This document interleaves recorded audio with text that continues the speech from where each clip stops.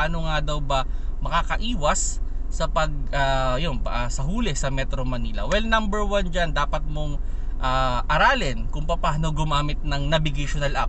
That's the number one, ano?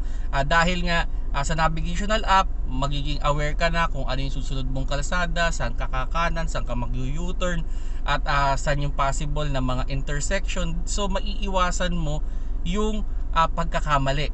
Okay? And isa pa sa mga dapat nating gawin dyan is, syempre, dapat sundin natin yung mga traffic rules, no? Kumbaga, yes, gumamit tayo ng navigational app, okay? Pero sabihin na natin mga 50-50 lang yung pagsunod.